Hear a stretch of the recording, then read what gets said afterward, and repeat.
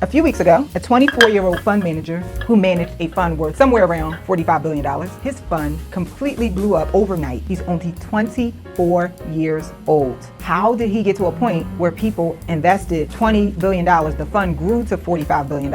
And then after it blew up, he then made some more really large investments. How is this even possible? I've been completely obsessed with it. And I want to talk about how this happened, what the implications are, and how you can take advantage of this. You already know I'm always looking for how you can take advantage of this. This will be for the people like, hey, I really want to change the world, but I'm a little bit scared. I don't know how. I'm going to show you how, because I want to give you more tools to change the world, because there's a lot of whack stuff happening in the world right now.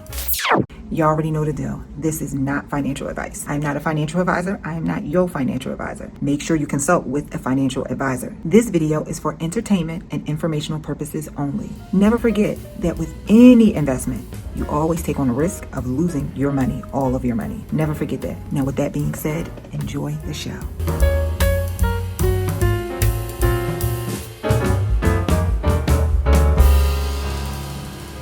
A few weeks ago, a 24-year-old fund manager who managed a fund worth somewhere around $45 billion, his fund completely blew up overnight. And I have not been able to stop thinking about this story. It's a fund called Situational Awareness. His name is Leopold Aschenbrenner. He's only 24 years old. How did he get to a point where people invested $20 billion? The fund grew to $45 billion. Mm-hmm. How did he get to a point where someone would give a 24-year-old $20 billion? And then after it blew up, he then made some more really large investments. How is this even possible? I've been completely obsessed with it. And I wanted to do an episode about it and talk about how this happened, what the implications are, and how you can take advantage of this. You already know I'm always looking for how you can take advantage of this. There is some major information in this, but it just so happened, because the world works out for me. We just did an episode about the infrastructure of the internet last week, and the episode did really well. Mm-hmm. And we talked about how to establish and how to take advantage of infrastructure, how to monetize the infrastructure of anything. Mm-hmm. We're going to do a quick refresher of that. But this situation is so perfect as we dive deep into it. This is going to be a part 2 to that episode. And if you are a big thinker, if you run businesses, or if you have dreams of running businesses, and you have dreams of the fact that the world should be maybe a little different than what it is right now, you need to listen to this episode, because I'm going to show you how to do it. I'm going to show you how to monetize it. And we're going to start off with the same analogy that we used last week, mm-hmm. which was there's 3 types of people in this world: GPs, LPs, and NPCs. Some of you are a little confused about that. I have a link to a course that helps map out how GPs and LPs work. But for those of you who already know, 3 types of people in this world. GPs, general partners, those are the people who are big thinkers. Those are the people who are visionaries. They establish plans for the future. They run businesses, they run entities, they run the government. These are general partners. This is a personality type, but it's mm-hmm. also a type of person in private equity. Okay. Right. LPs are the people that's like, I don't got time for that. I'm not a big risk taker, but I do got some money and I want a good return on my investment and I want to get behind you. Okay, that's a limited partner. We love our limited partners. Mm-hmm. Last type of person is an NPC. This person is a regular, everyday person that accept reality as it is. They will complain. Don't get it twisted. They are professional complainers. They will complain, but they will do absolutely nothing about it. They think doing something about it is posting on social media. And NPC means what? Non-player character. Non-player character. The way that you can think about this is the person in the video game that you can't actually play. Okay? This is for those of you, my son has an old school Game Boy, mm-hmm. and we got the princess. I think in newer games you can play the princess. Mm-hmm. Can't do that back in old Mario. I'm thinking like Tekken, when you got the 2 fighters and the crowd in the back, everybody exactly. just cheering. Just the crowd, yes. There you go. That's an NPC. Mm-hmm. This person, they'll cheer and they'll be sad, but they can't do nothing. You can't actually execute on them. This episode and the last episode, go watch that one before you watch this one. This episode and the last episode is only for general partners and limited partners. If you plan to complain and not do anything about it, if you're too scared to do anything about it, I'm going to kick you off. You got to go. I don't even think you got to kick them off. I think they're just going to leave. You just got to go. You just got to go. Here's the other thing too. before you do leave, I want to give you this one more qualifier. What I'm going to share with you in this episode, this will be for the people who are on the verge of like, hey, I really want to change the world, but I'm a little bit scared. I don't know how. I'm going to show you how in this episode. Like, you really need to listen. This episode, I'm really proud. My heart is really proud to produce, because I want to be able to give you more tools to change the world, because there's a lot of whack stuff happening in the world right now. All right. Before we go into that, because we're going to still talk about the monetization of the infrastructure of the internet and how all of that is changing.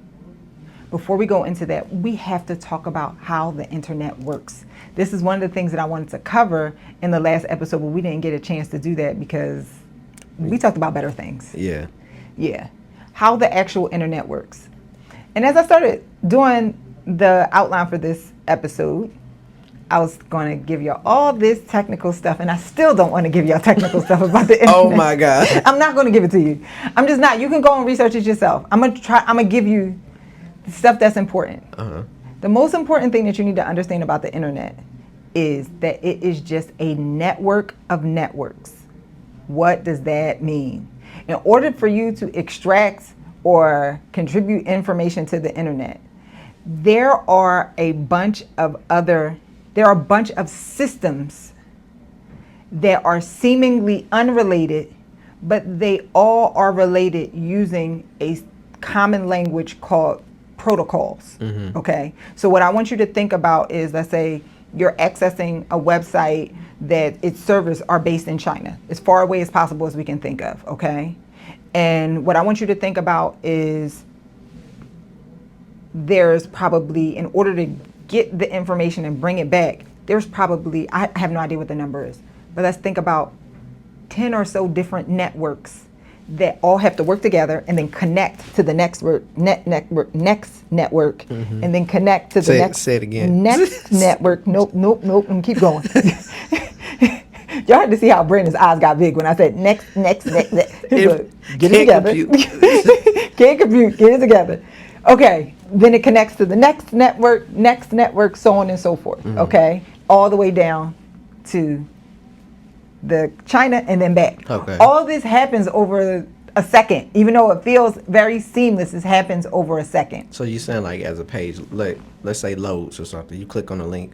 You saying like in the interim of that link loading, this is what's going on. This is how the information gets to you and comes back. The information is sent in packets. Portions of the information is put into packets and sent in the most optimal way through these networks. Sometimes it might, from a distance standpoint, seem all the way around and come back again and doesn't matter.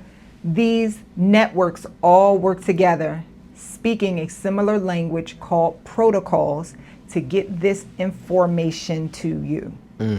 As a result, no one person owns the internet. 98% of it is decentralized. Okay, so you have different organizations that own or control different parts, different networks, but it all works together to give you this information. I know. Okay, here is the other thing that is really, really fascinating that led me to connecting this Leopold Aschenbrenner story. His fund is called Situational Awareness. Here's the other thing about it. Let me just back up. I want to give them some context. After the last episode where I said, okay, if y'all want me to give y'all a part 2, let me know. A whole bunch of people commented part 2. Mm-hmm. Now, sometimes, here's the thing. The people that comment are not an exact representation of how people feel. So like maybe like 10 people say, or 20 people, 100 people say part 2, that doesn't mean that everybody wants part 2, because the people that don't want part 2 aren't going to comment. Right. So, okay, I got a bunch of part 2s requests, and then likes on those. And so I said, okay, I have no idea. Let me ask Brandon, hey, should we talk about this or talk about that? And he said, absolutely do a part 2. Right. So I was like, dang, I really want to talk about Leopold Aschenbrenner. And so I had already put Leopold Aschenbrenner in this fund out of my mind, or I was going to actually probably do it next week or in a couple of weeks or whatever, because that story is not going to die down no time soon. There's going to be a lot of happenings that's happening with that story. Y'all see in a minute. So I'm doing research for this episode, just trying to map out how I'm going to explain to you all the inner workings of the internet, okay? And so I come across this little bit of information. I didn't realize this. As we're connecting all of these networks to get this information to you, 90% of the transmission that's happening with the information, because when you think about the internet, we think about Wi-Fi, right? You would think like, oh, we're connecting these networks. You're thinking the information is going over the air into satellites with SpaceX, right? But in the transmission of information when you're using the internet, only about 10% is through Wi-Fi, okay? Wi-Fi, so as you go from network to network, we call this hops. Wi-Fi is the first hop and it's the shortest hop. Okay, so the Wi-Fi only happens at the end. Okay, everything else is actual physical networks. All right, there is a good amount of physical networks that are actual cords that's about this thick that's on the sea. Okay, and it transmits the information using light, transmitted, represented, or the light represents zeros and ones, binary code, okay?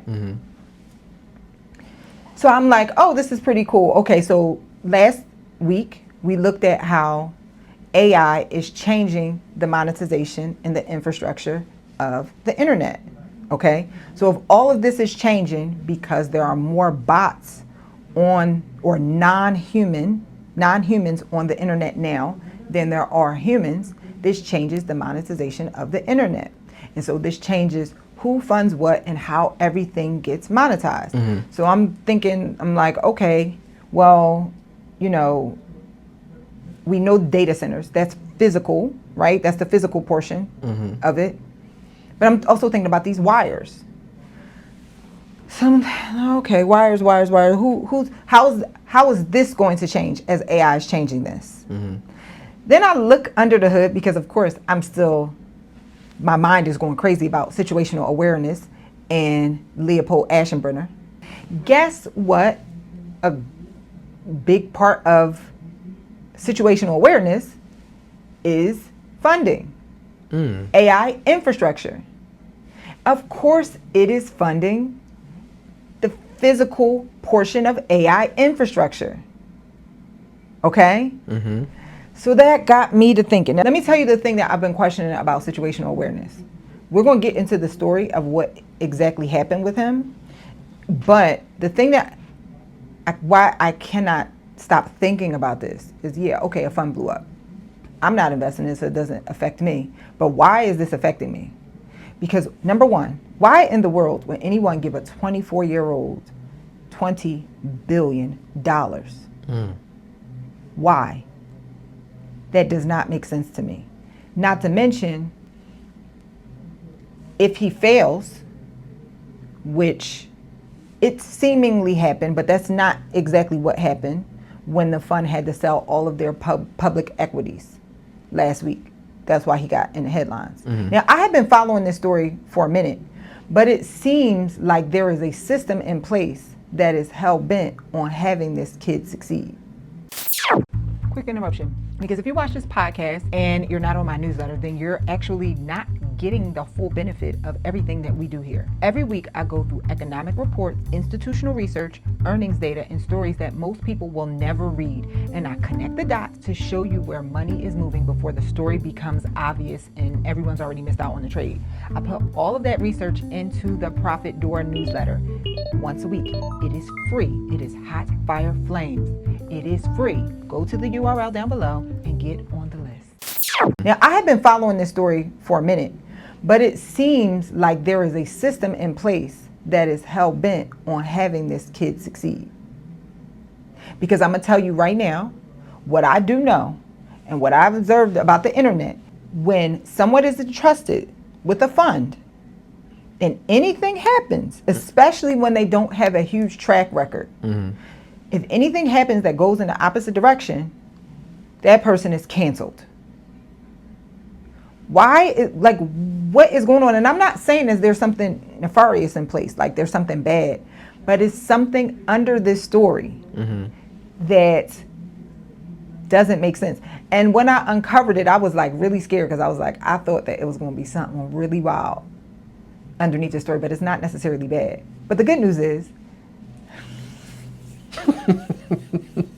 before we go in to Leopold Aschenbrenner in situational awareness and the timeline of how it happened, I do want to do a quick refresher on something that I gave you last week. Okay, I gave you something called the Purvy economic infrastructure theory. Correct. All right. The theory basically says if you want to make big money on a revolution as things are changing, new technology, you have to have your hand in the infrastructure. You have to figure out the business model of the infrastructure and insert yourself into it. Okay? So we're going to go through the theory really quickly just to refresh your memory. This is my proprietary theory. If you want to write about it, you want to talk about it, attribute me every time. So there are 5 laws to this theory. The first law, infrastructure determines reality. I don't want to go too much in depth with that, but like I said, reality as it is this physical manifestation of the things that we interact with that determines how things work. GPs and LPs, they understand that it's not fixed. I can always influence it either with my ideas or my money. NPCs accept reality as it is. This is how it works. This is how it's always going to work. I'm going to complain about it. Even if I don't like it, I don't have the tools to change it. Okay? Reality is not fixed. Infrastructure determines the rules to reality. That is the first law. Second law, infrastructure converts possibility into prosperity. A technology is not yet money. Technology, money, 2 different things. Oh, I can't wait to show y'all how this makes sense. Okay. If technology exists, most people, this is how a lot of people lose. Oh, AI, you got to invest in AI. AI does not equal money. The infrastructure has to be laid to determine the business models, and then you can figure out how to make money. My third law, infrastructure captures economic rent. So remember a while ago, you're not even thinking about this. Remember a while ago when we were talking about that whole theory about own nothing, control everything? And I was saying I don't necessarily believe in that. Infrastructure is the opposite of this. You own it and then you make everybody else pay rent. So while those people were saying, so the people that own it is like, yeah, sure, own nothing, control everything, sure. Pay me my rent. So you're saying they're saying one thing but doing the other? No, I'm just saying I'm saying that the people that the NPCs that don't think that they can control reality will chant this. Oh, nothing control. I'm figuring out how I can make money. You'll make money. It's temporary. It's not ever going to be permanent. And I'm not also saying you have to own everything. What I'm saying is the long money does. Or a majority. The long money owns the stuff. They own the infrastructure. The fourth law.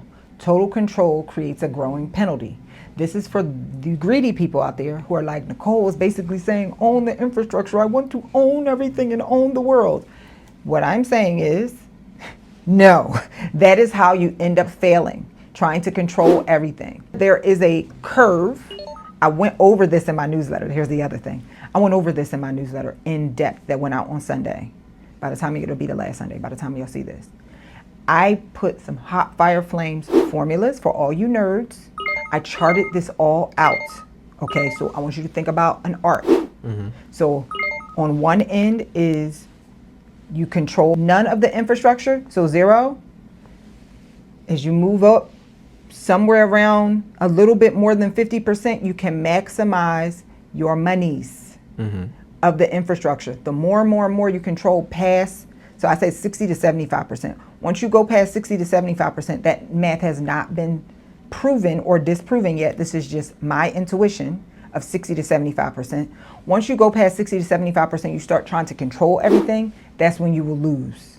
So you don't try to control everything. Where you win is you control, which brings me to the next law, the last law, is the optimization operates in a vessel. So 2 to 3 at minimum, 2 to 3 choke points in the infrastructure at minimum The max is somewhere between 60 and 75%. I'm going to be working on disproving, actually coming up with those numbers, but that's what it is. And I have the math. I've shown the math already. So I don't want nobody being like, nope. Math is there. Okay. Really quickly, I do want to give y'all just one quick little teaser.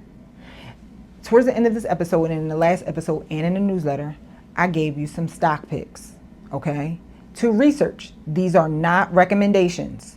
Research. If you like everything I'm saying and you're an LP and you're not going to go out and start your own business, I gave you some stock picks. If you want to start getting busy right now, I highly recommend iTrust. They are the #1 resource, especially if you want to trade crypto, if you want to hold hard assets like precious metals. And any day now, they should be launching their platform, which allows you to trade 6,000 stocks. They have a white glove service that my guy, Ryan, his information down below, he can walk you through. And guess what? If you use my link, you can get a free $100 of their money to trade with. So go down below, use that link down below. I highly recommend that, okay? Okay, I gave you those 5 laws. Again, keep these in mind. Now I want to go back to situational awareness and Leopold Aschenbrenner. This is this juiciness of the story. He worked at OpenAI. He's actually a really smart kid, right? This is one of those instances, remember I was like, if you are a valedictorian, it doesn't necessarily mean you're going to be successful. This guy was a valedictorian, okay? Long story short, real young, started working at OpenAI, had a very influential position. He started seeing some threats about AI, some of the things that we've all been complaining about, specifically like security, okay, national security. So he complained, got into some beef with management. Then a little bit after that, they used a reason to fire him because he wrote a document, shared it with some friends, and they said that he leaked information. He said that it was benign information, it wasn't any security thing, but they went back and forth.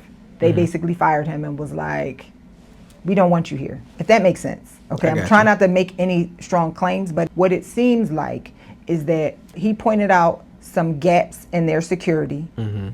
They were like, okay. They ain't like him complaining. Then they found a reason to fire him. So he gets fired. After he gets fired, he does this white paper. It helped him kind of get a claim to fame. Then 2024, he starts this fund, all right? He has no trading experience, but what they do understand is that he has deep understanding of AI. So this is what I want you to understand. This is the inflection point in the story. This kid has ideas about how he wants the future to go. He publishes a white paper. It's so funny because I'm working on a white paper right now and it has nothing to do with, like, I wasn't inspired to do this by him. I'm working on a white paper right now. What I want you to see about this is this man's journey started with a vision for the future. And the reason why I'm gonna lay here for just a second is because some of you have a cognitive dissonance between the reason why you watch this show or absorb this kind of content. You have a vision for what you want to see happen in the future for the world or for your family, but then you come and watch this content because either you're trying to get ahead in your job or you just want to make some extra money. And none of those things connect. I'm going to tell you a story. In one of our communities, I'm not going to go in depth because I darn sure don't want to share any sensitive information. There is a person in the community who they have these aggressive goals of growing their business. And as we're going through mapping out, we did extensive 1-page business plan, setting up the vision, all of that stuff. Because I don't ever send anybody on a journey. If you're in any of my programs, we have to understand, we have to connect this to your purpose. When you connect to your purpose, the purpose that God put in your life, nothing can stop you. I am not going to mentor some mess that you created because it's not as likely to win as God's plan.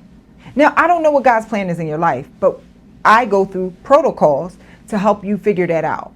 Okay. I will get behind that. You can't put my name on, oh, this is what you want to do, and you don't even know why you want to do it. Okay? So this person they already came, they knew exactly what they wanted to do. Let me just start off by saying this person is very, very smart, okay? They knew exactly what it is that they wanted to do. And so as we were doing the one-page business plan, before we even get to the one-page business plan, we do quite a few spiritual, emotional protocols to get you to understand what your purpose is, or even at least articulate it. And I can't say that I have the tools to be able to help you uncover your purpose. God gonna give that to you when he's ready to give it to you, okay? That's why Jesus was Jesus, because he knew how to communicate it to people. I'm not nowhere near close to Jesus, okay? But I at least try to help bridge the gap, right? Bring that up. Sometimes people come and they know exactly what their purpose is. And one thing that this person said from day one was that they were not clear about what their purpose was, okay? And so I cannot force that. That's a conversation between you and God. I have nothing to do with that. But what we're gonna do is going along the journey. So, okay, we do their one-page business plan, and then we start mapping out some other things. I don't want to get into it around the systems and the procedures around the business. And they presented it, and they were like, this is good, but this is not something that makes me excited to get out of my bed. I cannot explain why I can't figure it out. So I'll go back to the original question. What do you want? Really, sometimes if you answer that question right off the fly, that's a big indication to your purpose. But so many of us have been conditioned to filter the what do you want conversation or question or answer. We filter it through this lens of what can I do?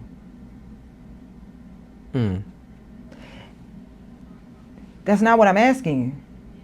Elaborate on the what, because I don't think I quite understand the aspect of being asked, what do you want? Versus what can I do? Yeah. Okay. When God gives you a purpose, a lot of times we could go give you 10 instances from the Bible. It don't even make sense. Yeah. Right? So I'm thinking about Gideon. Gideon was a wine presser. I can't remember what he did. He did something real regular. God came to him and was like, you are a great warrior. What? He came to Joseph and was Joseph's division in the dream. Like, your brothers and your parents, they going to bow down to you. He was the sheep herder. Yeah. David, you're going to be king. Sheep herder? Okay. What do you want? You're running it through a filter of you, and you've been so conditioned. What's possible? Wait, let me pause you right there, because that was a little significant how you went through that just now, because it was just like, especially with David, because he was a sheep herder, right? I mean, he gathered his flock. But he didn't know the analogy yet. By the time he wrote all that stuff about, you know what? We don't know when he wrote it. Let me be very, very clear. He didn't know the analogy that he was going to use from gathering the flock of the sheep to people. But what I'm saying to say is, like, to help people find their purpose, or maybe to help people unlock the thought process, they can understand whatever they have stored over in the interim, like in the moment per se. Yeah, sometimes that's a clue. That's a major clue. A major clue. Like, if you're trying to figure out what your purpose is, look, sometimes what you're doing right now is a clue. Sometimes it's not. Sometimes it's a clue and you don't even know it's a clue until later. It don't even seem like it's similar. I'll give you just a random example. Sometimes, you'll hear stories about like these drug dealers that go on and change their life around and become big businessmen. They would have never connected selling drugs on the streets to some white collar stuff. Yeah. We've seen it happen so many times, now we can. But at the time. Yeah. So sometimes it's a clue that can help you, sometimes it's not. But the best way is you have to go into total surrender. What do you want? Now, I'm going to relate it to this particular person. So they have this business. Let's say this business is, I'm going to use the business. I'll give an example. They are really good at running a clothing business. Not what this person does, okay? they're really good at it, Mm-hmm. but every time we map out the plan for scaling, it's just like, this is cool, but this is not something, because everybody else is a part of the program. As we're mapping this out, they getting juiced up, Mm-hmm. and this person is just not like, okay, cool. So we're having this conversation, and I was like, well, I asked another indirect question, and they said, hey, I was just having this conversation. Their answer to the question was something totally unrelated, but they were doing this, what I'm doing now, telling the backstory. It was like, yeah, I was just having a conversation with my sister, and my sister said, hey, if you won the Powerball, what would you do? And I would absolutely just invest it and deploy the capital and like run a fund. And then they jumped back over to this conversation about the clothing business. And then they kept going. They was going for 5 minutes, and I just sat back and I started smiling. Mm-hmm. And I said, see, and it's crazy, is how we can be so close, but not. I said, so here's your issue, is you have cognitive dissonance between what you're doing right now and what it is that you want. And you keep saying, I don't know what I want, and you literally just told me what you want. What you want is to run a fund. You want to deploy capital. This person is so smart, I know they would knock it out the park. You want to do this, but your brain, you have been so conditioned to only think about in the parameters of what's possible that you have not been able to connect the two. At this age, this person is probably in their 40s, maybe late 30s. You do not have time to do this. You don't have time. And I'm saying it to you. What do you want? It is 11:59. What do you want? You cannot sit here and tell me I want this, but you are doing this. Why? A lot of times, this is why the scripture says, delight yourself in the Lord, and I will give you the desires of your heart. Most people think that that means that God is a genie. Delight yourself in the Lord, and I'm going to give you whatever you want. That's not what it means. What it means is, I'm going to give you the desire. I'm going to give you the desire that's in your heart. Most of us are walking around with the desires of the world. I want to run this clothing business. Whereas the desire in your heart is, I want to deploy capital.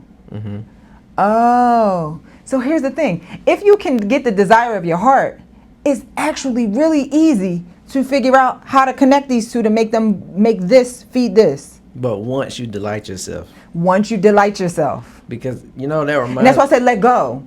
Go ahead. That reminds me of, I'm not going to quote it correctly because it's so long, but if you delight yourself in the Lord, right, and then he give you the desires of your heart, it's another scripture that goes on the opposite side of that and says, why do I do the very thing I hate? It's not me, it's the sin within me. But basically it was saying that it's not me that's doing it, you know, it's not me, it's the sin within me that's doing it. That's the desires of the world. Right. Your flesh is of this world. There you go. And here's the other thing. Once you have the desire, then it's easy. But some of y'all got this internal conflict between what the desire of your heart, when your heart wants to do one thing, and that's you're spending most of your energy for having this internal conflict because you want this thing and your heart wants this thing. Guess what? Your heart going either sabotage what you got going over here, or you're not going to achieve it. But your heart going to win, even at the detriment of this. So you got to figure out how to connect it. You will sabotage every time. Okay. So, having this conversation, so I said, there are infinite ways that we can do this, okay? Take the clothing business and connect it. I said, what if it's a situation where instead of just having this goal, this needless, ever-ending greed for this goal to grow the clothing business to whatever, which this is the other thing that I explained to this person, extrinsic rewards don't motivate people the way that intrinsic rewards motivate people. There have been study after study that proves this. Extrinsic rewards are money. The whole thing is, I want freedom to travel. Da, da, da. All these cars, houses, all that stuff. That's extrinsic. Don't motivate you. This is why you haven't gotten it. Don't motivate you like intrinsic rewards. Purpose, the kingdom. Okay? This is what rewards you. So now we just have to realign the goal of this. And I'm not saying quit this, or sometimes you might have to quit it. I'm not saying you have to quit it, but there may be a way that we can align this so that it meets over here. Maybe it's a situation where it's like you don't want to raise outside capital. You want to deploy your capital. Maybe you don't want to do that. Maybe it's a situation where it's like, hey, I want to get this clothing business to a point where I can sell it. I can take that money and deploy it into this fund, which is what I really want to do. I want to be a fund manager. Now that changes how you operate this business. It changes how you view it. Now it changes your emotions towards waking up and getting busy. Yeah. And it kept saying to me, it's not that I hate this business. I like it, but it ain't my purpose. No, at this age, we can't be operating in something that ain't our purpose. Unless we can figure out how to make it a tool. Yeah. Or quit it. We too old for this. We too old to be operating outside our purpose. You got to be on that thing today. When you gonna wait? When you gonna start living your life? When you're 60? Okay. Some of y'all 60. When you're 80? Listen, as long as you got blood pumping through your veins, God's saying you got more time. When you $120? Okay, go back to Leopold. Leopold said, I got fired. I'm going to write this paper. This paper basically talks about what's in his heart about AI. He's super young at the time, 21, 22. Writes the paper. They all say he has a deep understanding of AI. He ain't managed a fund. He ain't did nothing. We need this kid because he has a good vision for how AI should execute. We need this kid to establish and allocate the money for infrastructure. It's important to understand the distinction because if you are a fund manager, that is a little different than being an allocator. Sometimes they are the same, but if you're a fund manager, yeah, we want a good return on our money. And that's what he did. At some point, it was given like 1,000% return. He did. But the reason why his fund still exists right now, and the reason why he's still out here operating, deploying capital, is because what they want from him is to be an allocator. We want you to allocate resources to establish this thing. Now, this is where we get to the good stuff. Who is the people that's saying we want him to be the allocator? Right, because that's what I was just thinking. Right. And what gives these people the right? Now, before we go into that, I want to tell y'all a totally unrelated story. It's a very, very sexy conspiracy theory. Y'all know I do conspiracy theories for a hobby. All the time. All the time. Pull up a chair. Okay. So, do you know who DARPA is? Oh, I love to know that you're about to get me. Wait, didn't we talk about DARPA recently? Probably, maybe a long time ago. We just talked about DARPA. Maybe a long time ago. Refresh me. Okay. DARPA is... You excited? Why are you so excited? Brittany's excited. I want to be like, oh, yeah. DARPA is Defense Advanced Research Project Agency. It is a U.S. agency. Okay? They basically do the science behind defense. Their names are behind a lot of conspiracies about things, just conspiracy in the conspiracy world. Like I said, that's my favorite pastime. Okay, I watch a lot of conspiracy stuff. It's just my favorite thing to do. Okay, DARPA could potentially, strong potentials, could potentially be behind Google and Facebook. very strong potentials. If you live in the conspiracy world, it's almost fact.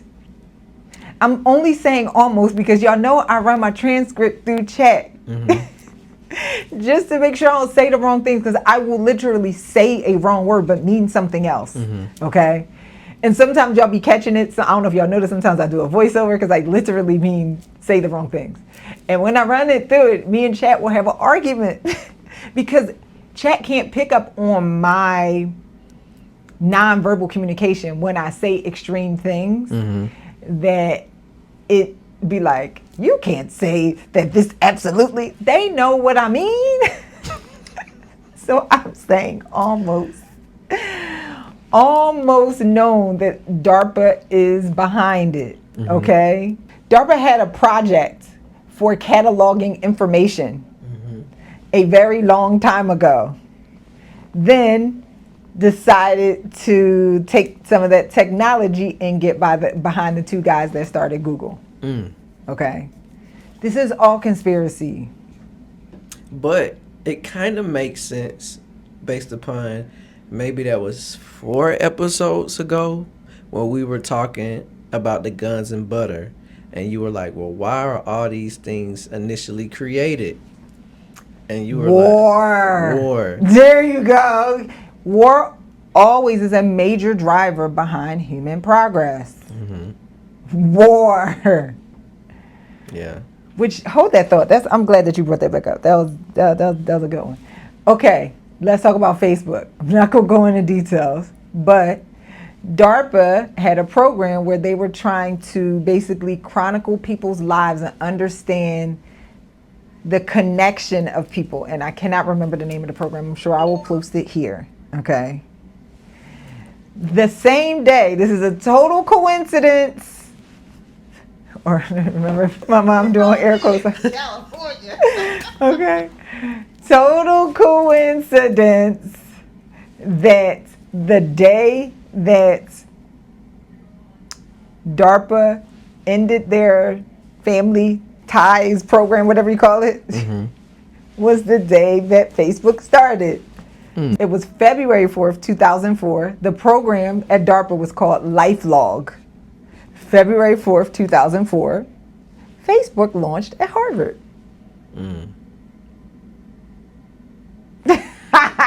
Okay, so you can do all the research all you want.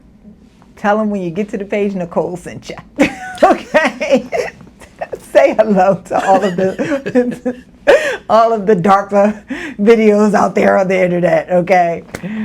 DARPA be out here doing their thing. Okay, so all of this made me think about like how literally the red carpet was laid out for Facebook, how it was laid out for Google, and it was just like all of a sudden these companies, they are just like so successful at doing all of this stuff to one, also help humanity, but at the end of the day, solve DARPA's defense issues, okay?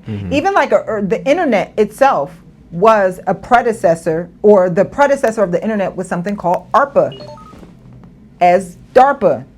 Okay, so this is, I'm just letting y'all know that they out here. All right. So when I started seeing how this kid, Leopold Aschenbrenner, cannot fail, it's a lot of money, $20 billion to set up AI infrastructure to a kid that has never been a fund manager before.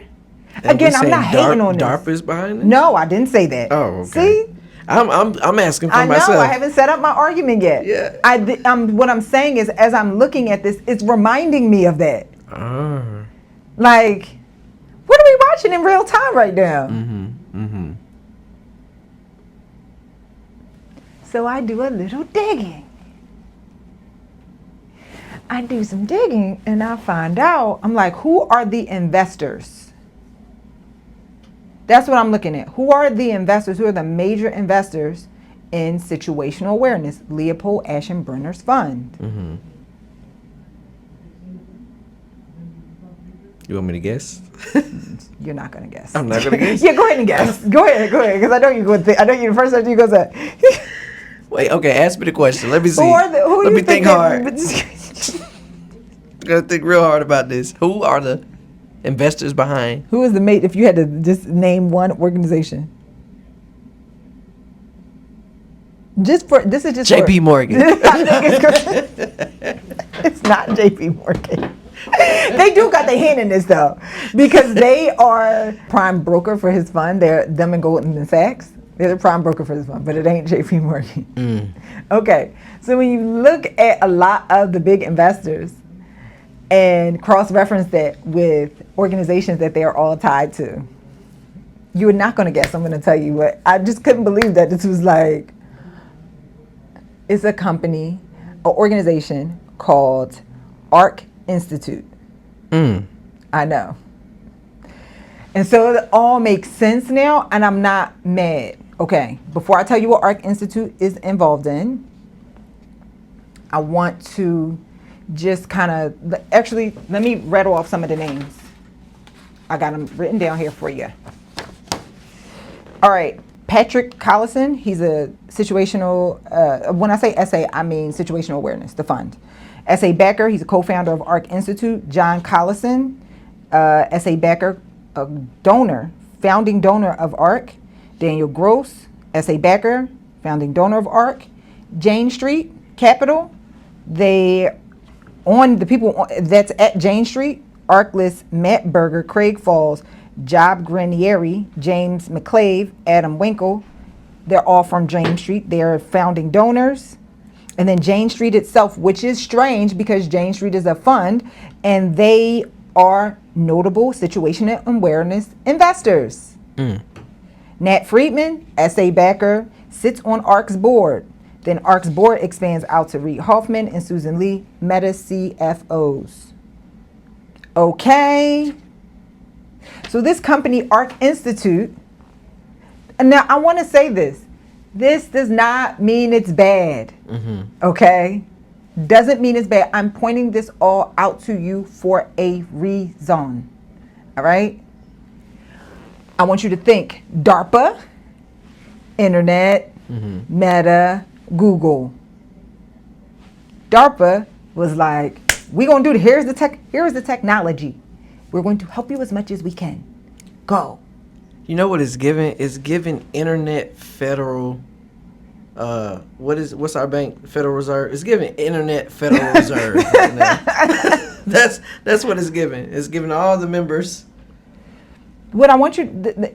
I'm glad we said it, because when we were talking about the Federal Reserve, we jokingly laugh about the meeting at Jekyll Island, J.P. Morgan, and like, oh, I'm not doing my evil laugh as if they got something evil going on.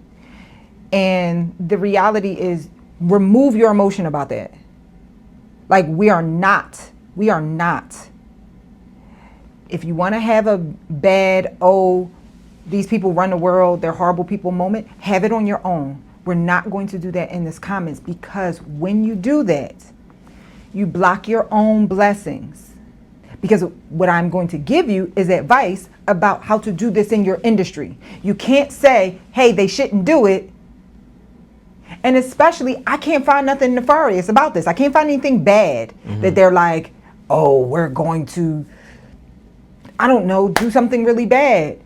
Whereas some of these other people, we look under the hood, they got some bad stuff tied to them. I can't find nothing bad. I'm going to tell you what ARC Institute, what they are interested in just a minute.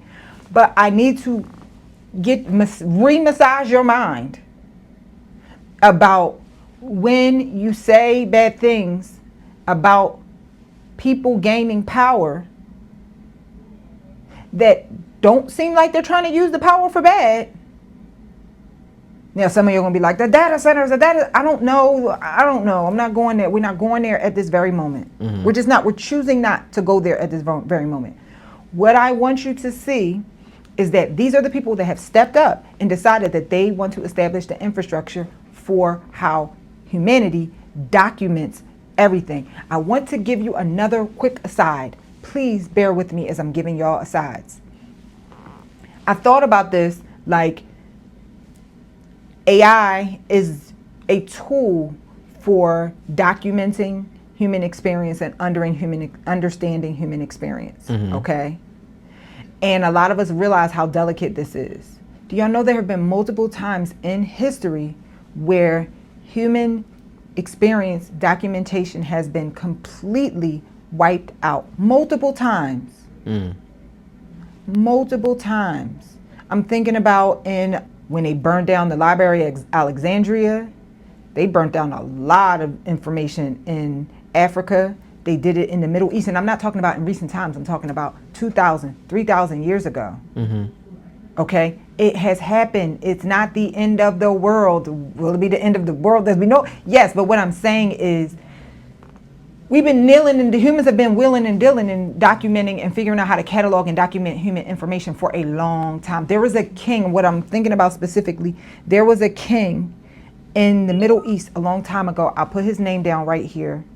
I can't think of what his name is, but he was obsessed with gathering all human data information. He had a library with all of these stone tablets that documented so much stuff that ended up becoming myths and conspiracies and all that stuff. The Anunnaki, the Seven Sisters, all of this stuff, the Pleiades, all of the stuff that y'all, for you people in the conspiracy world. And then guess what? Some group of people came along and burnt it down. And then it went down. Come to find out, when you burn stone tablets, it actually preserves them even more. But thousands of years later, it was dug up, and then we were able to read it after it got deciphered. I think a whole nother year, 100 years had to go by before it got deciphered. And so what I'm saying is, this is what humans do. So we catalog it, we document it, somebody comes along, tries to destroy it, and they're trying to figure out how we can prevent that. I don't know. That's not ARC's purpose, but I just want you to remove in your mind that they're all trying to hurt you. That's all. Because once you decide that they try to hurt you, then you start equating money to bad. And when you create money to bad, guess what? You cannot attract money. That's a bar. I did a whole long roundabout way just to get y'all to understand that. Okay, hopefully you stuck with me. Okay. All right. ARC Institute could potentially be the new DARPA. Now I'm not saying that the ARC Institute is a government agency. I'm not saying that, but what I'm saying is they are an entity, whether it's a government agency or not, doesn't matter. They are an entity that wants to see the world a certain way, that has established what their purpose is outside of money. Remember, they're like, okay, this is what we want to see the world as. Now we got to figure out an economic driver and make it all meet. Because I watched Black Panther last night. Have you ever seen Black Panther? Yeah. Because I watched it just sounds like everything that was happening last night in the movie that I was watching. Okay, so Michael B. Jordan, Killmonger, had a vision for how he wanted to see the world. And he had a whole plan. His mission of what he wanted initially was good. It wasn't a bad thing. And this is what I'm trying to convince y'all to do, is I'm trying to control. Remember we was talking about that conversation I had with my son when I was saying, like, I need to make sure that he doesn't internalize this thing. I'm trying to make sure that you don't internalize it and go and do some evil stuff. Because there's a couple of jokers out here that have, like, they start out good and then they, oh, yeah, he can do this. No. And even in the second one, that was the same thing. She followed in his footsteps and became the Black Panther and wanted to avenge what happened. Eventually, at the end, she had to go back when she saw her mother, and she was like, keep your principles, pretty much. Yes. Like, yeah. So here I am, the mom. Keep your principles. Okay? Keep your principles as I'm lifting off the barrier. Don't do the thing. Don't do the thing. You're going to do it the right way. I'm going to show you. Keep going. Okay. All right. I printed off. I wanted to read because I don't want no issues. I want to read from ARC Institute's page about what they are about, and you do with this information as you please. Introducing ARC Institute. Biomedical innovation in areas such as mRNA technology, gene editing, cell therapy suggest that historic medical breakthroughs could be achieved in the years ahead. While the prevailing organizations for scientific research have yielded tremendous successes, we also believe that many important discoveries will be enabled by new research models. To accelerate scientific progress, we are launching the ARC Institute, a new scientific institution dedicated to the study of complex human diseases. Our immediate goal is to free ARC researchers to focus on their most important ideas without worrying about monies. ARC faculty have unprecedented ability to pursue curiosity-driven science, since ARC will fully fund salary, staff, and projects for renewable 8-year terms. Bing, boom, bop. I'm trying to find something else important. Our institute is partnered with Stanford University, UC Berkeley, USF. This means our core investigators can hold tenure track or adjunct facility appointments within relevant academic departments at partner universities that graduate students at Stanford, UC Berkeley, UCSF.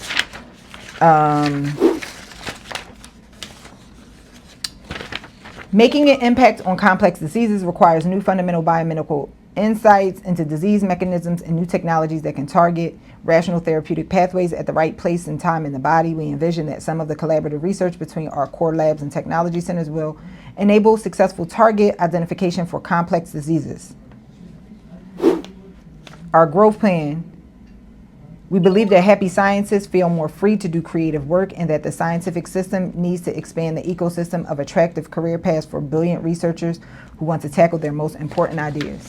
Okay, I don't know what's being really said in the meetings, but what I do know is what is looking like is that the people that want to help medical advancement using AI are the people that are most invested in laying the infrastructure for AI. And they have said, we believe that this kid is both one, the best scapegoat. I ain't mad. If I'm 24, I'll be a scapegoat. Because I'm going to get experience on the job learning, right on the job. I'm at the center of everything. If I fail, I'm 24. Yeah. And also, yes, entrust me to be the allocator. This is less, it seems to me, it's less about fund management, even though he has gotten them really good returns. Less about fund management and more about allocating resources to lay the infrastructure and control reality for the purpose of medical advancement. Because we know the money ain't there yet for these scientists to do their thing. That's powerful. So I came up with something else for you. Y'all didn't always know I come up with a framework or something in a heartbeat, okay? Now, again, we are not going to sit here and be like, oh my God, those evil people. We're just not doing it today. I don't want to hear it. If y'all want to put it in the comments, go ahead. Get it off your chest. But who would it be though? You know? Who would it what? I'm saying who? Who what? Who could they say? People be finding anything to be like, people. What they gonna say? Chat GPT, OpenAI? No, they just be Anthropic? like these people are. They just be like these people are evil. Oh, you just saying the Yeah, if you want to be mad at the system, power that's cool. players. Or you can be like, how can I duplicate this? Because this is a pattern for infrastructure, okay? And so what I did was I came up with a framework to at least help your wheels get turning.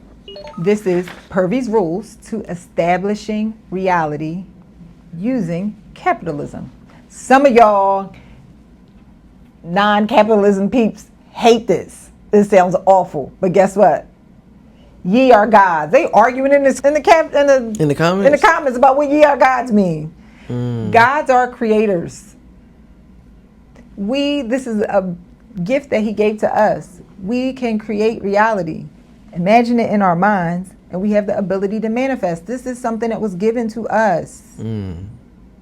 We create reality. Heaven on earth. This is your God-given gift. Mm-hmm. Okay? You bring it from heaven onto earth. Creation. We are made in his image. What did he see himself as? A creator. Because that's the first thing he did. In the beginning, God created. Mm-hmm. We made in his image. So he saw himself as a creator. Because if he didn't, he wouldn't have created. Mm. You can create reality. The enemy can't create reality. Just want you to know that. The enemy can't create. Mm-hmm. They can only manipulate you or occupy you as a vessel. An illusion.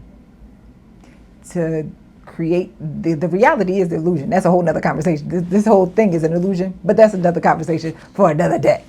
Okay, here are my rules to create reality using capitalism.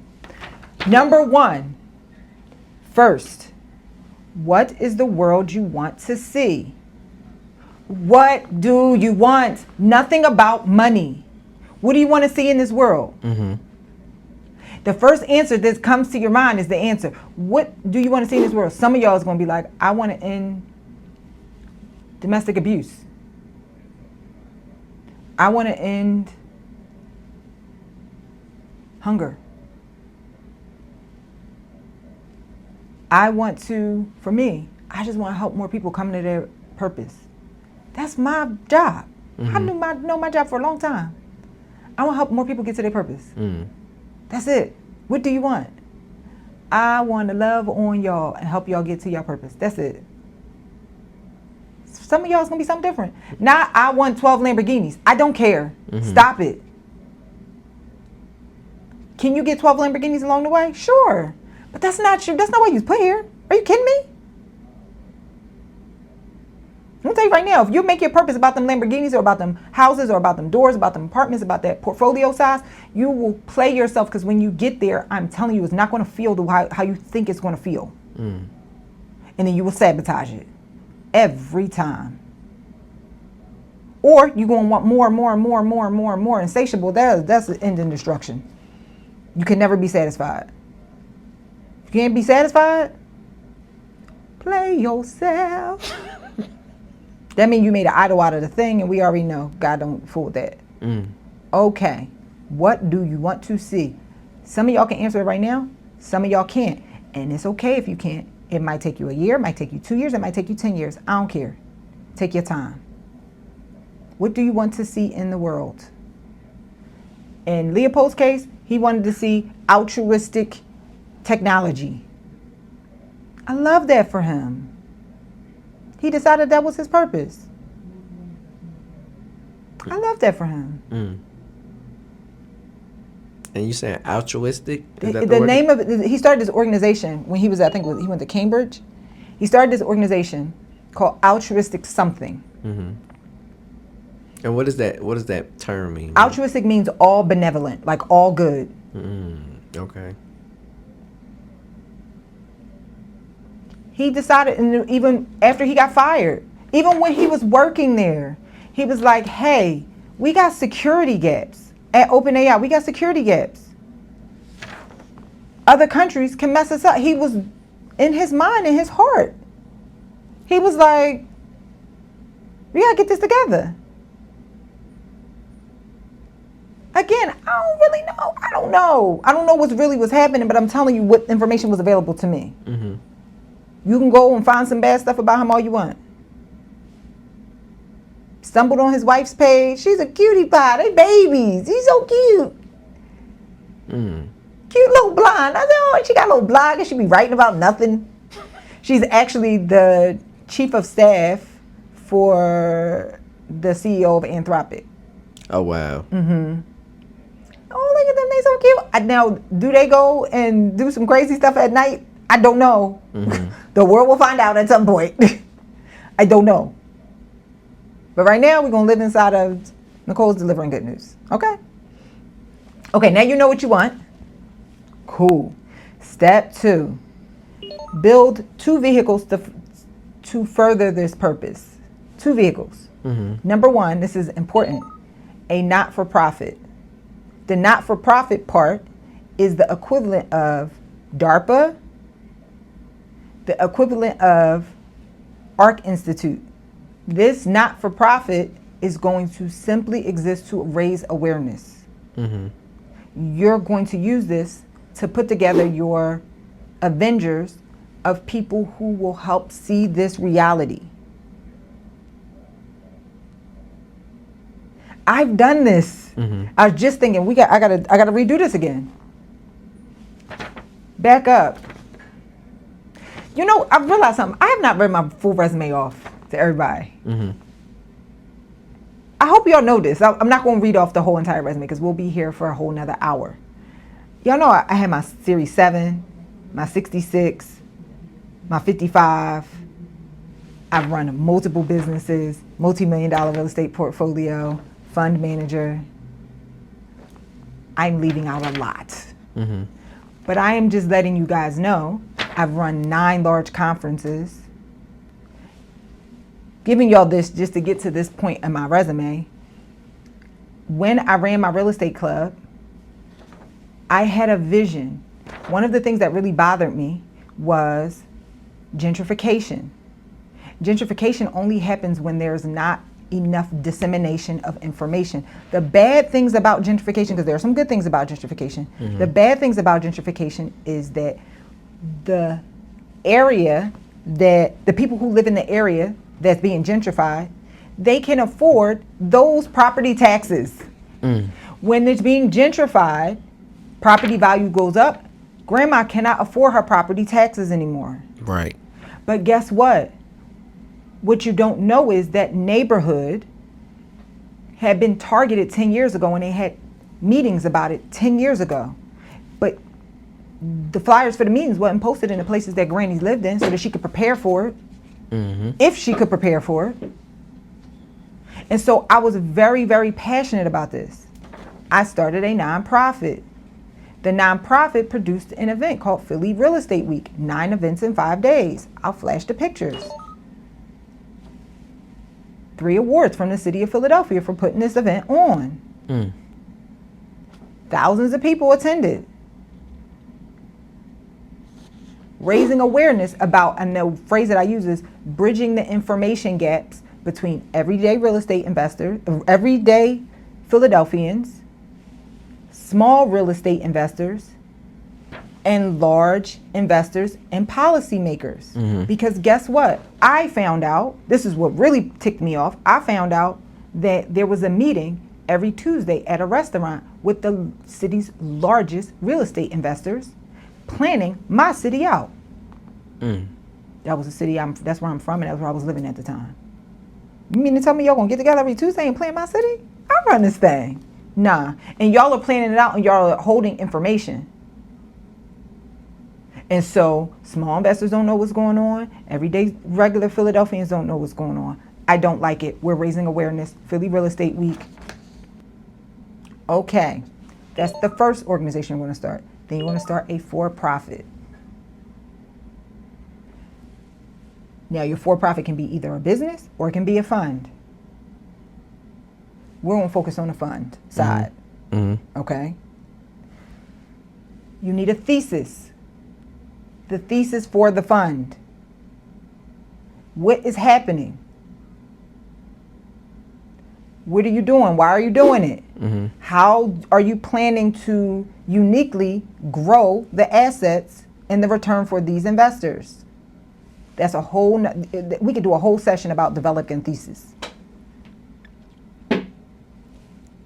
You need a way to manage the portfolio. You need a way to manage the fund. That's the administrative side. And you need a way to raise capital. You put all that stuff in place and systems for that stuff, get busy. Now you got a life's purpose that's big enough that's going to make you want to get up out of the bed on the extrinsic side and the intrinsic side. Step 3, deploy the capital.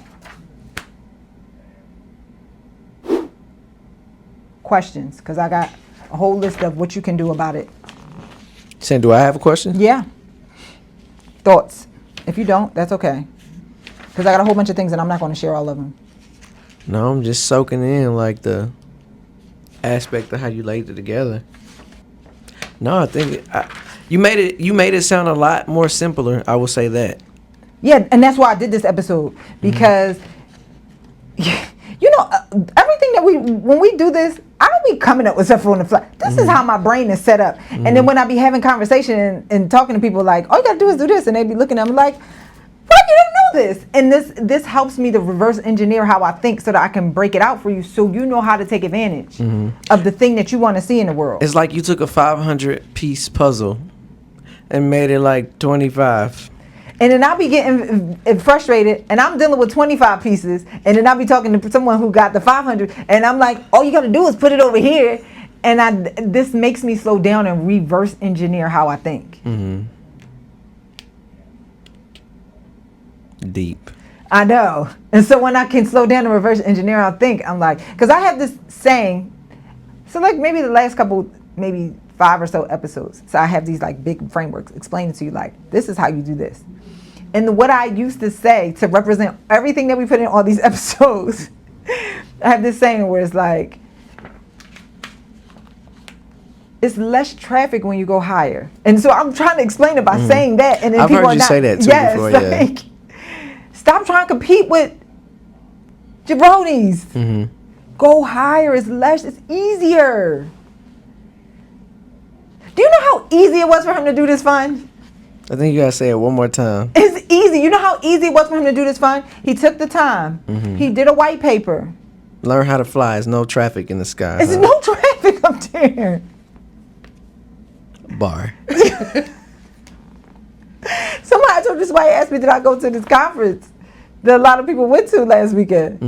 There's nothing for me to do there. Why? So I could be beep, beep, beep, beep, traffic, whatever. What am I doing? No. It's less traffic if I get good sleep, if I get good rest, if me and my son can have the time that we need for the weekend. Like, it's less traffic if I'm like, well, you know what, there's nothing for me to do there. I don't want to go. No way. All right, so in the last episode, I gave you a bunch of tickers to go and research. None of them are recommended. I have not vetted them. These are the tickers and the companies that are involved in the process. You do your own research. If you believe in this, you do your own research, okay? I am not recommending any of these. Repeat after me. Nicole is not recommending. Nicole is not recommending. Okay. You have to research. Okay. So here are some of the companies that I ran across that is involved with a lot of this stuff. I did not touch on a lot of these areas, but this is some more for you to research. Okay. CoreWeave, White Fiber, Lumentum, Corning, Leidos, Leidos, and Jane Street is private. If you got money, go over there and talk to them. Jane Street, they're a fund. They're actually taking over Wall Street right now. That's another conversation for another day. The other thing I wanted to point out for situational awareness, the thing that got them in trouble when he had to sell his entire holding of public equities to Citadel is their strategy is they use leverage. So he was over leverage, and there was margin calls because tech stock had a big dip on one day. Now one day, they don't need to come and get me. I would love to do a deep dive because that sounded like some story in a movie. Tech stock just dipped below a price. Also, too, Berkshire Hathaway just recently started decreasing their cash reserves because they've been increasing their cash reserves. They just started buying stuff again. So like stock prices are dipping. A lot of things is happening. It seems like it's being manipulated. I'm just telling you, it seemed like I have nothing. It just seemed like it's being manipulated. I would love to dig into it and just, even if I did dig on something, I ain't sharing it with y'all. But it's just like, stocks drop. Citadel scoops them in. A couple of different people were trying to buy it. Citadel scoops up these stocks that's not worthless, but he just had margin calls. And I want to say this, I left this out too when we were talking about people who want to control the entire Y-axis, the entire infrastructure, for those of you who weren't there last week. I want to say this as well, as I try to make sure that I keep y'all away from the bad side. When you have this desire to try to control everything and everybody and everything, all the systems and everything, I want you to use that as a red flag. The desire to try to control everything, it could be one of two reasons. And you have to really ask yourself this question. Some of you have been granted territory because you are sovereign over yourself. That's the good reason. Mm-hmm. Some of you want territory because you cannot control yourself. Mm. You have no internal control. And I want to say it's okay if that's the case. I want to bring it to your awareness. So before you start trying to control everything, I want you to first figure out, do you have control over yourself? Do you have control over your impulses? Do you have control over your emotions? Do you have control over your desires? Do you have control? Do you have self-awareness? Mm-hmm. Does that vice get you every time you have no control over yourself? Are you out of control of your emotions? When you have no control over yourself, especially A-type personalities, what they tend to do is try to control things outside of them. And we always demonize the ways in which that are familiar to us. People who are woman beaters, people who are abusers, typically abusers. But there are ways that this manifests in other ways in which we are not familiar with. Mm. And they're okay. Oh, he's just ambitious. No, he just can't control himself, so he's looking for something to control. Or she. Mm. Because we got a lot of them out here too. She devils. Some of y'all's exes. Some of y'all married to her. She trying to tell you right now, don't be watching that girl, Nicole. That's what she's saying. She's trying to control you. Because she can't control herself. Her Mm. emotions is out of control. Mm. So therefore she has to control you. She has to control them. Cannot check herself.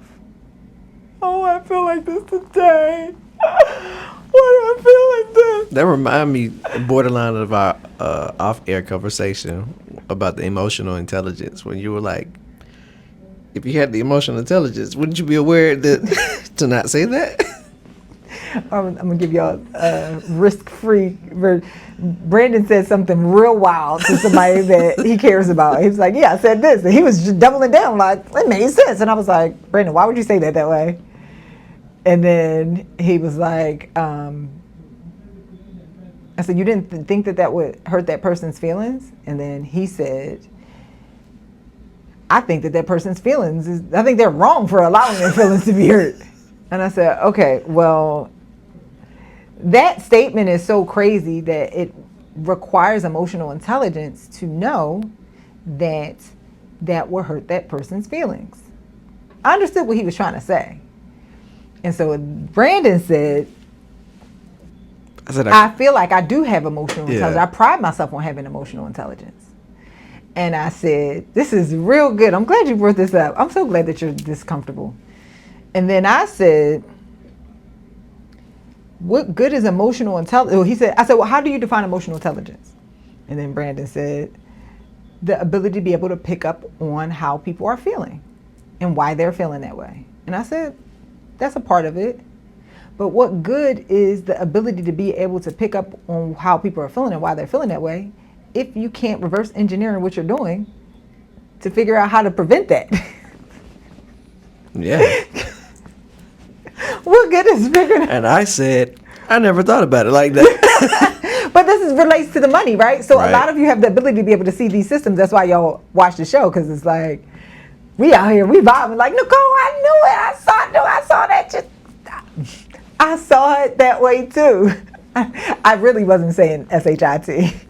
It just came out like that. Anyways, I saw it like that too, right? Mm-hmm. What good is it if you can't reverse engineer and execute on it? What good is it seeing all these systems if you can't do nothing about it? Right. That's why they be playing in your faces. Because they know y'all can see it, but you can't do nothing about it. I'm giving you, every week I give you a blueprint to do something about it. And if you walk away from this and don't execute, it's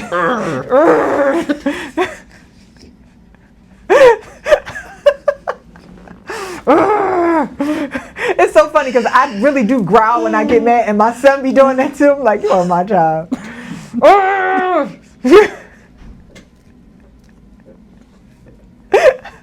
What good is it? Why are you doing this? Go do something. Come up with a plan while it's fresh in your mind. Cancel your date. You got something to do after this? Cancel it. Write it out. Stop not doing something. Gotta be that frustrated though, that fed up to feel like that. That's how it be.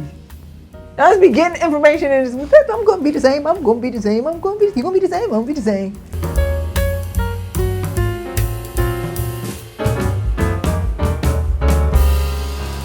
And you know what?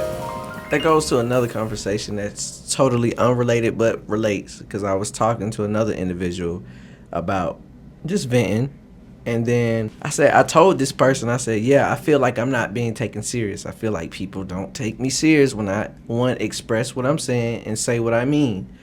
And they was like, yeah, because it's a difference between saying what you mean and then saying what you're gonna do. You can still mean what you say, but you're not doing it. So the psychology of people are just going to be like, it's all right.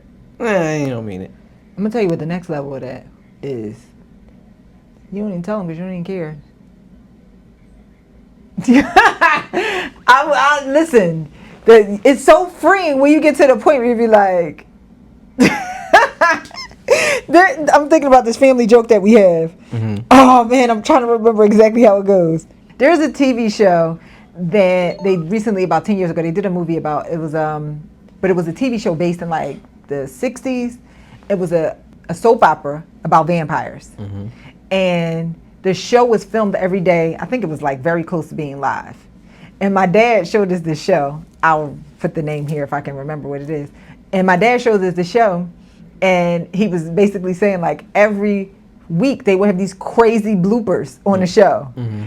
And dude would be drunk all the time. Now I remember what he said. He would be drunk all the time. And so as a family, we used to watch these bloopers on YouTube. So I'm talking like 15 years ago, right?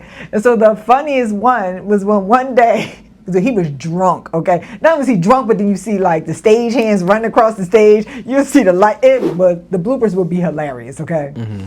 So one day he says, in the script, he's like, "You're innocent until proven innocent."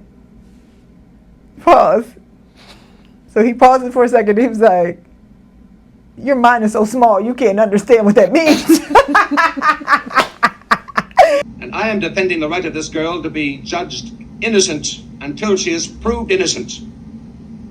I'm sure that this idea is a little complicated for your mind to absorb.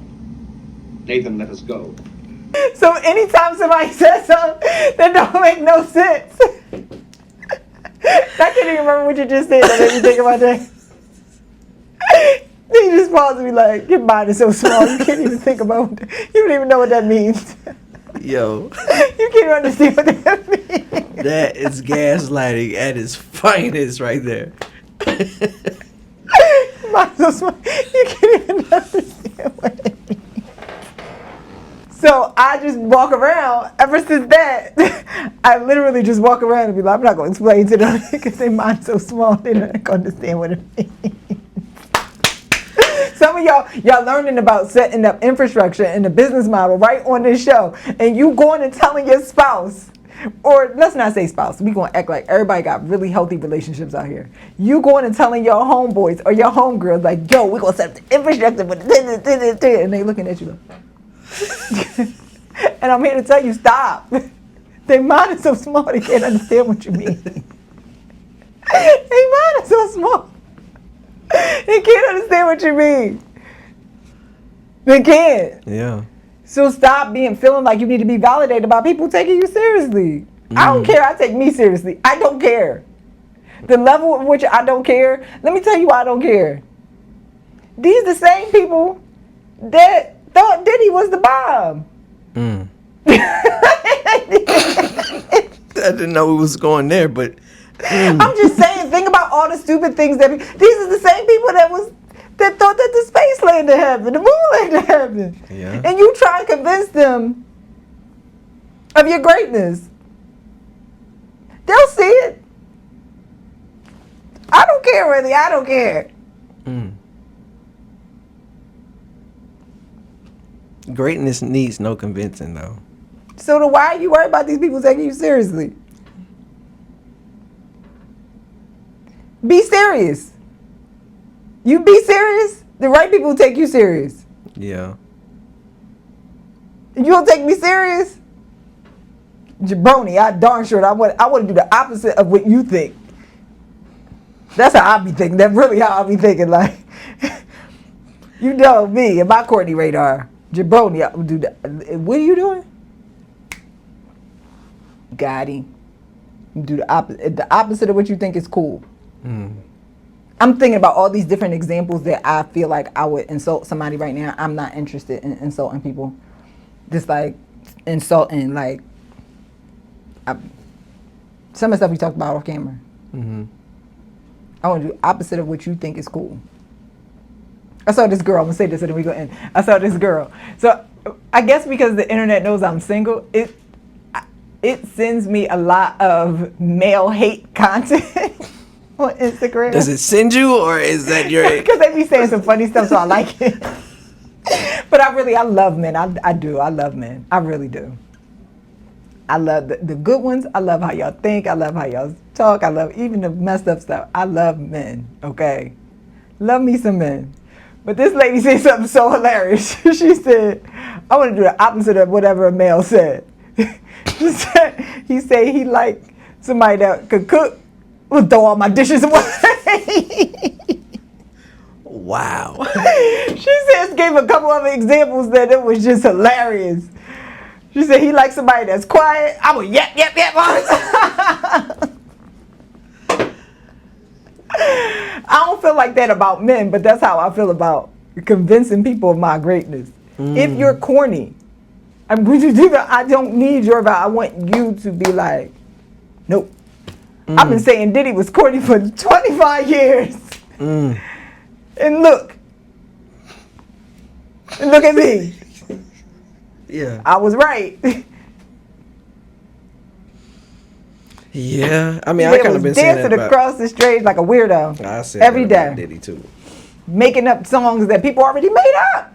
Literally taking the beat, not doing nothing to it, and putting the corniest lyrics over it, and being like, "Here, y'all." All right, love y'all.